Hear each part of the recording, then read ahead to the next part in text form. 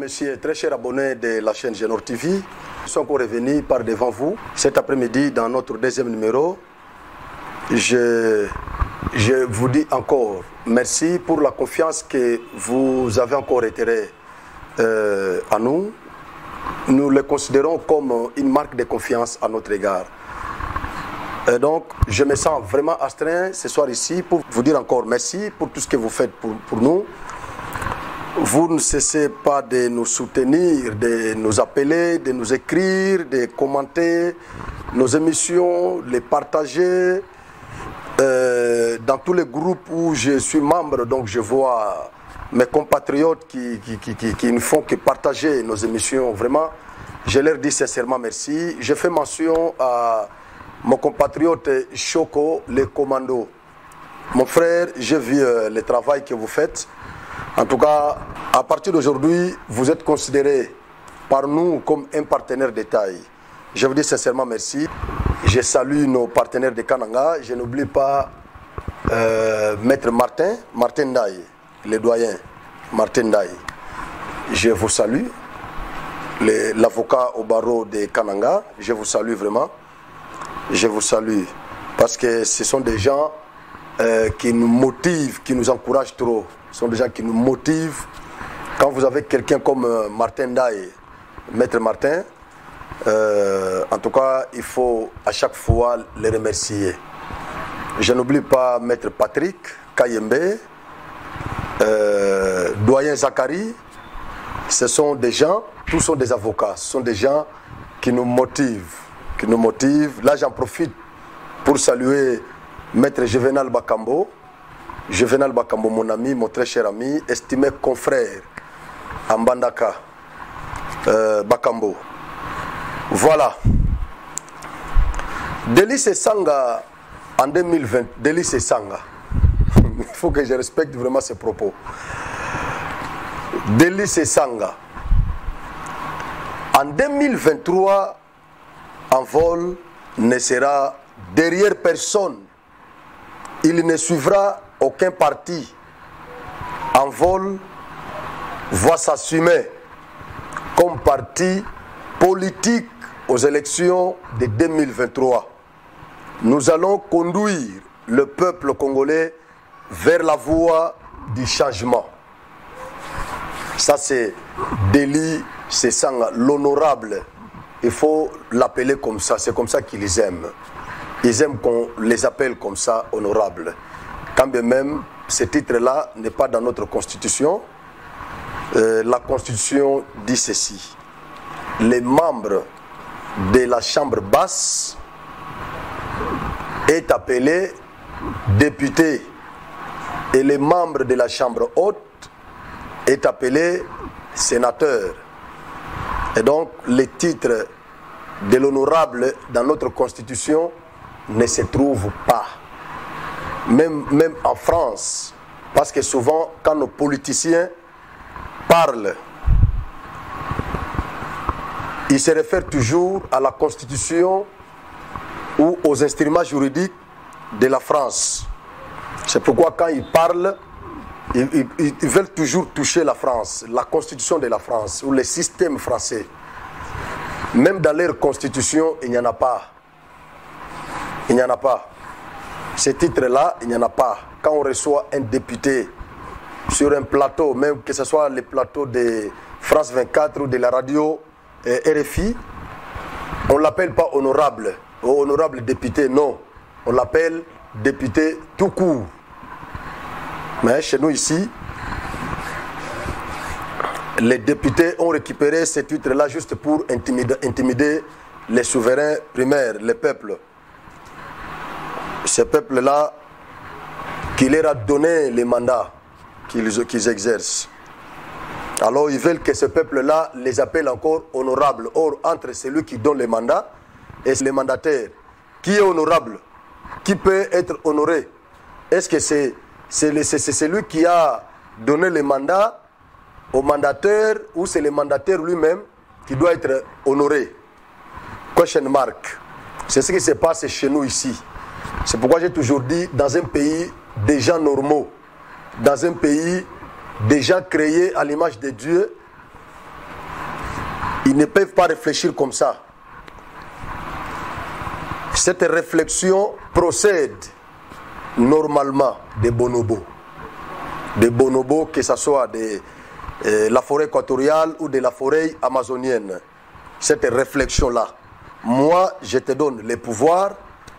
Entre-temps, je t'appelle encore honorable. Tu passes, moi je commence à te suivre derrière. J'écris honorable, honorable prêtre. Tu mets la main dans la poche, tu sors 500 francs et tu jettes, moi je ramasse. C'est ce qui se passe chez nous, au Congo ici. Mais quand ces députés sont dans l'hémicycle, ils ne font que parler du peuple. Ils ne font que citer le peuple dans tous leurs discours. Ils ne font que parler du peuple. Oh le peuple, et le peuple, pour l'intérêt général, pour l'intérêt du peuple, tout ça. Mais en réalité, ce n'est pas ce que nous vivons. En réalité, c'est nous qui les appelons honorables. C'est nous qui les craignons. C'est nous qui avons peur d'eux. C'est vraiment contraste. C'est contraste. Alors, honorable Sesanga, je l'appelle comme ça parce qu'ils aiment qu'on les appelle comme ça. Honorable Sesanga, selon lui, en 2023, son parti en vol ne sera derrière personne. Or, Sesanga, les mandats qu'il exerce, bien sûr qu'il a un parti politique, il est président d'un parti politique, mais il fait partie de l'ensemble pour les changements qui est une plateforme politique de Moïse Katumbi. C'est-à-dire, la liste sur laquelle son parti figure dans l'Assemblée nationale, c'est la liste de l'ensemble de Moïse Katumbi.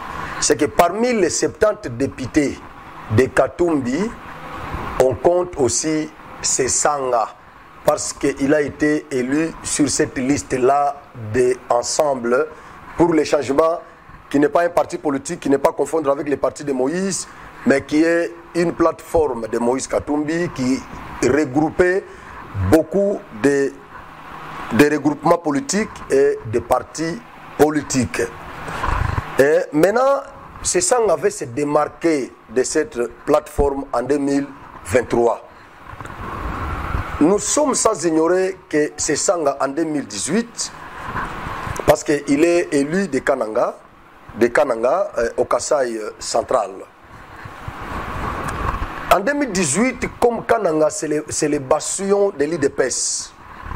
Et cette fois-là, Sesanga soutenait Martin Fayoulou, parce que Sesanga était, je pense, secrétaire de Ensemble pour le changement. Alors, les candidats de Ensemble, cette fois-là, c'était Martin Fayoulou. Sesanga, sache qu'il était, prudent qu'il était, il a compris que si je descendais au Kasaï avec comme candidat à la présidentielle Martin Fayoulou, je risque d'être lapidé. Il serait judicieux pour moi de porter les candidats de ce peuple-là, qui est Félix Antoine Tshisekedi Tshilombo. Il a fait, lui et André Claude Lobaya, ils ont fait la déclaration avant de descendre à Kananga pour demander aux Kanangais de se préparer pour bien accueillir Félix Antoine Tshisekedi Tshilombo et pour leur signaler qu'ils sont derrière leur candidat qui était Félix Antoine Tshisekedi Tshilombo. C'est comme ça que lorsqu'ils étaient arrivés à Kananga, ils étaient accueillis mais avec beaucoup de froideur parce que c'est parmi les grands leaders de ce coin. Mais cette fois-là, ils étaient accueillis avec beaucoup de froideur. Le peuple était encore froid. Le peuple les observait d'abord pour savoir s'ils ont amené qui derrière sur leur dos. Mais quand Félix était péri à Kananga et était là, ils l'ont aussi accueilli. Et Lubaya a été même chassé du podium sur lequel Félix tenait les meetings. Lubaya a été humilié. par la population kanangaise que vous connaissez très bien, qui avait interagi avec les présidents quand il était là-bas. Félix a intervenu pour que ces deux messieurs soient votés, qu'ils soient considérés comme nos frères. Et juste après les élections, leurs mandats ont été comptés sur la liste d'ensemble de Moïse Katumbi. Et aujourd'hui, Sesang a fait une déclaration pour dire, parce que nous savons, depuis un certain moment, il est aux antipodes avec les chefs de l'État. Il n'est pas... Sesang, c'est un monsieur très intelligent, que moi-même j'apprécie. Un monsieur d'une intelligence finesse. Je l'apprécie moi-même. Je l'apprécie. Il a toutes les capacités possibles. Je les reconnais. Mais c'est quelqu'un... je suis en train de chercher les termes là. Voilà. Il est versatile, la versatilité. Donc il est trop versatile. C'est ce que je lui reproche, la versatilité. Il peut dire aujourd'hui oui, demain il change tout ça. Mais sinon, sur le plan intellectuel, Sesanga est capable. Il est capable. Voilà. Maintenant, il fait une déclaration pour dire qu'il ne sera ni derrière Félix, ni derrière Katumbi. Bon, pour Félix, moi je pense que ce n'est pas grave. Parce que Félix sait déjà que Sesanga est aux antipodes avec lui. Félix sait déjà que les relations ne sont pas au beau fixe avec Sesanga. Il le sait déjà. Et donc, je pense que pour Félix, il ne peut pas considérer vraiment ces propos ici. Au moins pour Moïse, il peut être lésé, il peut être offusqué par ces propos parce que jusqu'à preuve du contraire, Sesanga, son siège est compté sur la liste d'ensemble de Moïse Katumbi. Donc, ensemble comme plateforme de Moïse Katumbi. Alors, à partir de cette déclaration, nous comprenons que Moïse Katumbi est en train de perdre tous ses piliers, tous les baobabs qu'il avait soutenus avant les élections de G7. Il est en train de perdre toutes ces têtes-là. Les gens qui pouvaient vraiment l'encadrer très bien, il est en train de les perdre. Parce que le départ de Sesanga aussi, Sesanga c'est quelqu'un, quand il n'est pas d'accord avec vous, il les dénonce. Sesanga est comme ça. C'est quelqu'un, quand il n'est pas d'accord avec vous, il le dit. Il le dit. Comme il a déjà dénoncé là, en tout cas, je crois qu'il s'est débarqué ensemble. Il va frayer son chemin. Il sera le candidat à partir de ses propos, parce que l'esprit qui est derrière ces propos, c'est qu'en 2023, Sesanga sera candidat aux élections présidentielles. L'ensemble de Moïse se vide et continue toujours à se vider. Qu'est-ce que Moïse a fait pour mériter cette sanction? Parce que je considère ça comme une sanction politique. Qu'est-ce qu'il a fait pour mériter cette sanction politique? Tolanda qui a un premier numéro, je crois, Natusha Kilokoana. Moïndo Nzangi a sa déclaration à soutenir la candidature de Félix. Christophe Lutundula a sa déclaration à soutenir la candidature de Félix. Donc, presque, sur 4, ceux qui trouvent le ministre de Katumbi. 40 groupes à 40 députés, ils ont une déclaration awa. Pas plus tard, balobi, ceux qui Katumbi a longo na union sacrée, bangope, bako longwa ensemble, bako continuer na Félix Antoine Tshisekedi pour soutenir yé. Parce que c'est lui qui représente la nation. Je comprends. Et loko ezo sala que Katumbi a mérité sanction politique oyo ezanini. Manque de retenue dans les chefs de Charman Tchapoui. Omoni Mbemba banda zawana, banda Mbemba ndimaki ke azo soutenir Félix. Banda kendaki correspondre na ba consultation, ba solo na Félix ba yokani. Ata ce que moi mécontentement moko ezali, Mbemba zo prouver à la face de tous les Congolais qu'il est mature, c'est un politicien qui s'assume. Mbemba, Jean-Pierre Mbemba. Malgré moi, mais quand même, Nazo apprécié le comportement de Mbemba pendant ce temps. Il accepte même que Batmoussu, on peut pas partir, on peut d'accord, on a été, on a soutenu Félix, tout ça. Bakendeme, il tient mordicus. Il est toujours avec Félix. Magamoba état de siège à Watang et Bandaki. Ça partait dans tous les sens. Donc la majorité de nos politiciens qui avaient condamné ça, qui ne voulaient même pas qu'on parle de l'état de siège. Il n'y avait que Mbemba là, qui avait soutenu l'état de siège. Mais Bamoussou Batikali, Badiaboliza Kiango, mais Mbemba a soutenu l'état de siège na RFI. Banda Wanati Sikoyo, il est toujours responsable, il assume ses propos. Mbemba boy versatilité, ndezo nyoko la katumbi Sikoyo. Ndezo nyoko la katumbi position, il n'a pas tous ses deux pieds sur terre. La politique qui n'est pas tâtonnement, c'est ça le problème, Charman. Ngai na lingi katumbi mingi na Mazembe parce que naza fanatique ya Mazembe. Asa président na ngai na Mazembe. Côté wana vraiment naza d'accord na ye. Mais ce qu'on a politique azonyo kolanga mingi, na politique azonyo kolanga, c'est quelqu'un qui il ne comprend, c'est comme si il ne comprend pas ce qu'il est et ce qu'il fait. Comme ça la déclaration à tout moment et puis la déclaration on sentir que ça la déclaration moko azo ciblé kaka mutu moko bozo la chaka ka ciblé mutu.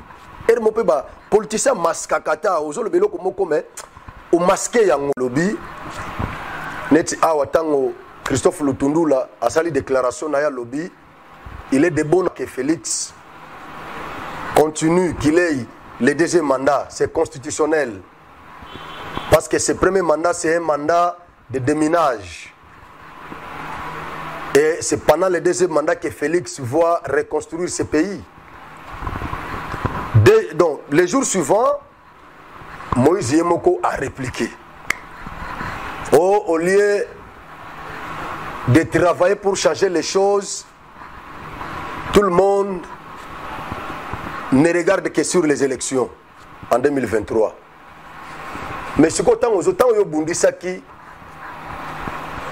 projet ou proposition à loi, parce que comme déjà Pantingi Pouloulou qui est député, ils ont déjà proposition à loi.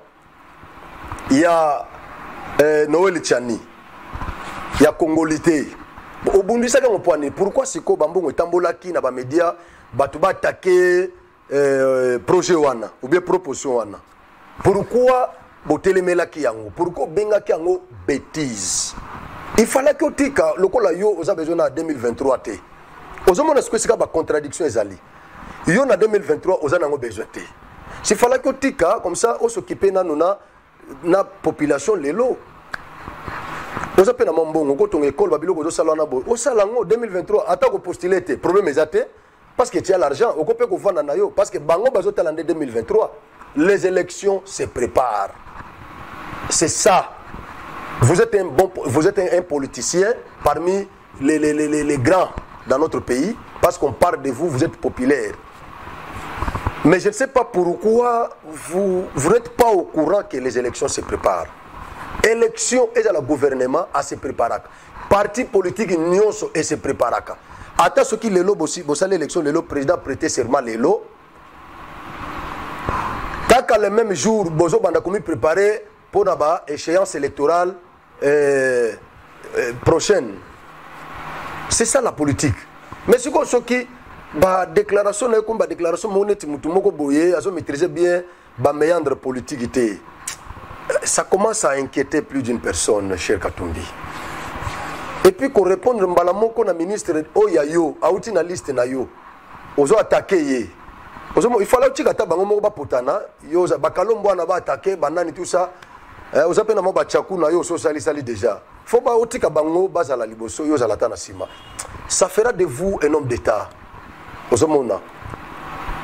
Ozo subir cette sanction politique, c'est parce que tu étais parti vite en besogne pour nako bande pour ça la déclaration contre les pouvoirs en place. Entre-temps, cahier de charges na yo oyo présenta qui bandima ki yango ata 100% mais ata moi 40-50% bandima ki yango anande utinda ki batuno na gouvernement batona bazakuna et la partage à gâteau. Vous êtes là, membre de l'Union Sacrée, mais ce qui est commis à Keno, tout le Belamakambo ya élection, ote ngai nazongi sima nazakunate.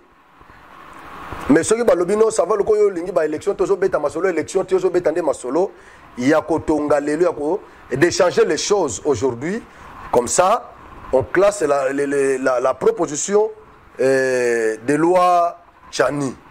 Oh non, non, ça c'est une bêtise. Mbala moko bandi ba ligne rouge ba biloko ndenge wana yango moni ozo subir sanction politique onyo so ba défection ezo continuer ko salema na plateforme na yo ozo mon pourquoi boya ki bino nyoso mbala moko na Jean-Pierre Mbemba or yo kuto zaki trop attaché na Félix Mbemba kuto zaki pena attaché pena na Félix c'était baza pena na balie pena zate mais yo zalaki pena attaché na Félix. Ozo benga frère, mais benga batikala ko benga Félix frère te. Mais yo muto benga ke frère. C'est que frère wana ezo bimanete ya hypocrisie, or soko bengi muto frère, c'est-à-dire za muto moko ya keno soki omoni likambo, ozo téléphone obengi ata okei. Loko za président na moninga te. Oko kende, osengi audience bokutani na ye, bo discuter ndeko na ngai, mais ozo mona makambo tala batu na nde ba yo sala ngana otoyokana ki boye. Tout ça là tout ça il ça bango ba doser to kende boye parce que boza bandeko nengo lobaka boza bandeko. Est-ce que yo il faut bunda vraiment na ba Peter Kazadi?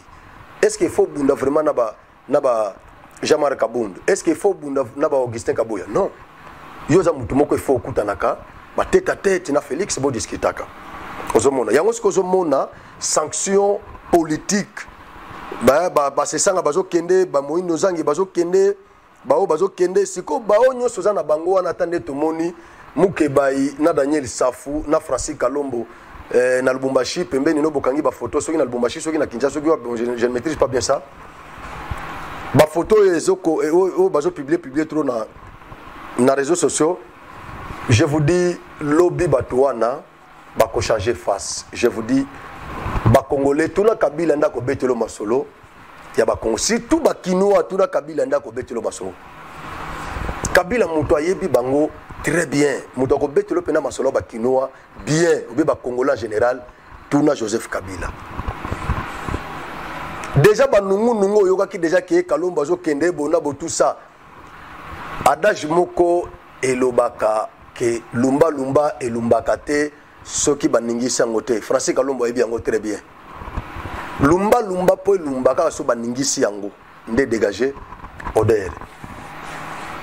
Et yaki awa ti Laurent Onyemba yepe membre ya parti na yo mais ataka Francis Kalombo na plateau ya Pierrot Luara bolanda yango tango bazo s'attaquer bango moko ndenge wana ça ne vous dit rien. Ça ne vous dit rien. Okenda kisangani aba musu bakenda te. Kongola bandaka ndenge wana. Bakolia yo mbongo bakosise mbongo ti bayebi na bango ke ndenge zana ta na ba élection ata élection za lelo au postuler et aux allemands matata. Parce que bombo ya Chani ya Noël Chani wana eza penza bombe. Eza pena bombe.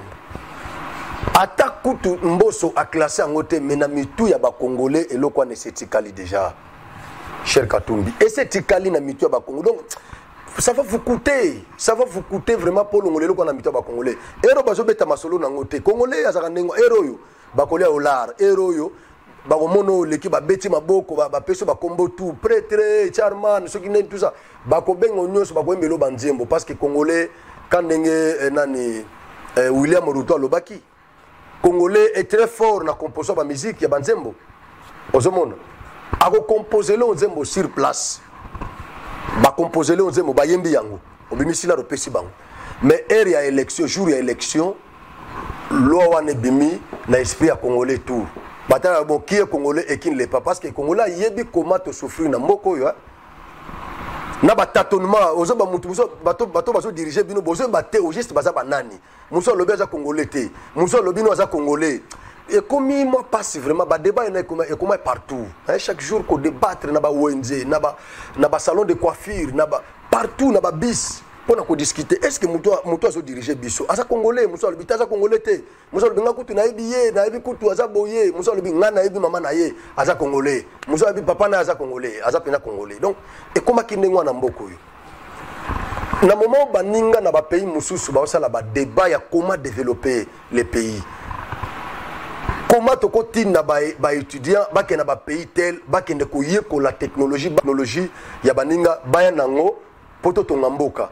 Na moment baninga bazo raisonner comment est-ce que tu vas monter ko tonga pena entreprise à montage ya bamituka awa. To ba no monter bamituka awa, ba représentation eta ba land cruiser. Biloko ne bando sele na pays oyo. Comment est-ce que tu koki ko tonga ba université, comment tu ko sala ba autoroute? Comment tu koki donc biloko wana ezana na mito ba star ya football ba biloko ndengwana nde na moment obiso na Congo to bana ko discuter autour ya ba nationalité ya ba dirigeant na biso. Ça nous a pris plus de 10 ans ou plus de 15 ans je peux dire ou plus de 20 ans. Baninga bazo discuter pona makamususu lelo ba baso de bouton obiso to ko tia na kini o to ko yeba awa ba congolais ba ko yeba o ba bimate mingi.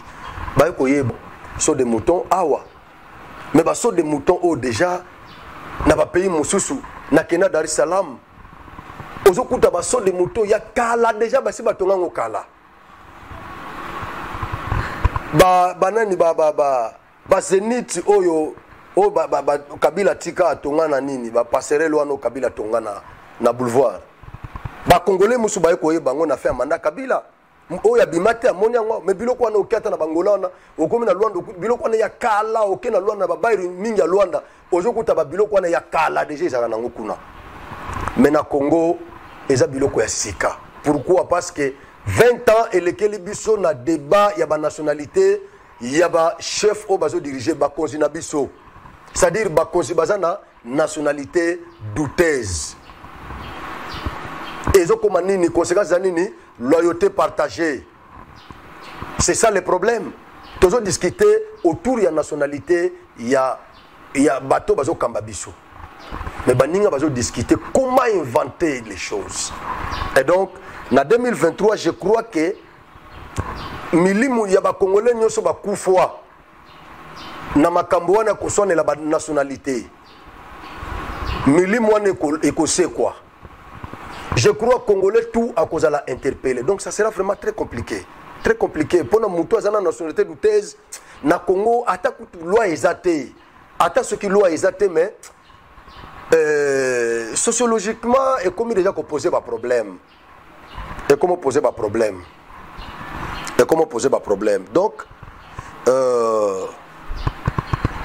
c'est ça, na encouragé na ngaye akende. C'est un Congolais de père et de mère, 100%. Donc, nous avons été empêché. Parce que, nous avons fait long. Ça, c'est déjà que non. Au moment où on n'a pas soit classé, on a voté. On a continué à l'andeko et on a nzimwaka. Ata ba sheribe okende bango nyoso na ba comprendre na bango. Ozomona net ndenge ba Christophe ba comprendre. Donc il faut comprendre tout ça c'est. Donc eza moi matata bandeko na ngai eza vraiment moi passi. Dans le contexte tozali ezama passi pour convaincre vraiment les Congolais ne loko wana. Donc il faut que ça la moba étude biloko wana bien avant que boy ko engager bambongo pour perdre yango parce que tous ces faucons bazawana bazo betelo maboko ba kopeso ba kombo lobi kuno komona ba bando vivre nos qu'on a caprice parce que ba diga que ce qui a lobby gazo kende okolukaye opese moi là azongi biloko ndengwana donc ba konyoko lao baonyokolo yango moni sanction wana sanction politique oza ko mikolo yo bazo kende il fallait qu'il passe que za kingai na place ya Charman Moïse Katumbi na ngana sala ba déclaration contre Félix c'était parce que il faut otala nanu FCC ndenge panzana tala muto za na pouvoir basaka na nete ezana mission moko je crois eza Quadra Koraman Koffi Olomide ayima nzembo moko alobelo ko moko na nzembo moko alobi muto asima manduki batuna kambula na ete donc so muto azana munduki ata iza nango revolver ata iza revolver mais dès lors que ezaka munduki okotuna jamais age na ye muto azana pouvoir elingo loba nini muto azana pouvoir on ne joue pas avec lui ozomona tala yo tala kaka ndenge FCC ndenge panzana mais il faut pesa bino maeleti yo kanisi batu nyonso ezomona bazobunda ata basanga so ya komi frustré yo ka so esesanga oyo azaki ministère na partage kaka oyo ya nini soki sesanga bo proposer pe kombo na ye ke Félix Azuye sesanga lingaki asala ba déclaration salo sesanga linga longwa alongwa pembe na Félix alinga sa ba déclaration na kati ya gouvernement il n'allait pas faire ça alinga za na retenu ozomona nyonso nzaka ba frustration ozomona eza ba frustration. Nous connaissons bien les hommes politiques congolais, nous connaissons l'élite politique congolaise toyebi bango oyoka kasusu wanani Frank Diongo aloba lisusu via pelisa ki moto awa pelisa moto banini période FCC cache tout ça bandaka que FCC cache panzana gouvernement ya iluka mbekenda gouvernement oyo banomé ba ministre musu tout ça via raté ministère via afacha tilelo via zonga sema vanda nae ba Gabriel Mokia banani tout ça oyoka bango lisusu. C'est ça un homme politique, c'est ça un politicien congolais. Politicien congolais azala kandenge wana azo betelo maboko soki azo intérêt na yete esili omona zongi sima azo tala yo ozomona base belé na kotanga tanga bakombo na bango base belé bazaka ndenge wana. Alors soki oyebi bango te bakosimbiso touche il fallait qui au jouer carte ya Jean-Pierre Mbemba alakisi biso ke aza politicien mature. Il a compris que c'est notre frère qui a le pouvoir pour le moment. Ngana uti na ces pays na sali so combien d'années kuna na zana na ba problème na mutu na ngai patrimoine na papa na ngai zana ba problème kotoyo mutu na nga o ndé mutu ko edenga tikaka na fana na ngana no kimia na fanda kimia po kongola ko pousser ngana makambo ko botanga na kende souffrir ya ko zalate. C'est ça un congolais. Jean-Pierre Avandi na kimia malgré nyonso mais il est toujours là. Ce qui période d'élection lobby keno a reçu mutu na azala candidat. Problème exact, il est libre. Mais pour le moment, il a assumé. C'est ça un homme politique. Ce qu'on y a même makambo ya boîte au commis dans la place publique, tant qu'on a attaqué déjà Félix. Entre-temps, batuno baza na gouvernement et puis bato yo tindaki baza bato ba poids lourd ya plateforme na yo. Bato déjà baza na kati ya gouvernement, or bango tout babundaka po bazo ministère parce que nyonso bazali bazana makokite ya ko postuler na présidence pour comme président de la République. Bazana ambition wana te, c'est ce que je voulais dire. Bazana ambition te comme président te, mais néanmoins comme ministre ba voter comme étant député, sénateur, président assemblée, bazana ambition wana bien déjà quelque part mandataire, bazana ambition wana. Ozomona mukeka nde bazana ambition ya komba président net ba grand leader net ba binwana ozomona. Donc soki sikoyo ya moni sous Félix na mandat Félix azu ministère. Bon, qu'est-ce qui prouve que tant yo ko pouvoir na mandat na yo a ko ministère? Rien ne prouve. C'est-à-dire oh ya sazunet moi nous zangi wana moi nous zangi lelo za ministre. Est-ce qu'il y a à l'autre qui a vraiment comme ministre? L'autre vraiment comme ministre. À l'autre qui a ngote à l'autre qui a comme ministre mais a commis ministre. Yebisanga sikoyo qu'est-ce qui prouve que tant yo ko pouvoir il y a ko sous ministère? Rien ne prouve. Donc oya sazu oyo abatela ngo bien alongwa na kasha malamu lobi kuna a cause sous chance mususu chibala soka attaquer na atane tozo tobando condamné na occasion wana soka attaquer. Est-ce que ba bénéfice nous chibala zo sikoyo en tant que premier ministre ma ba rente o bango bazwa kawana ozomona? Est-ce que alinga ki azwango?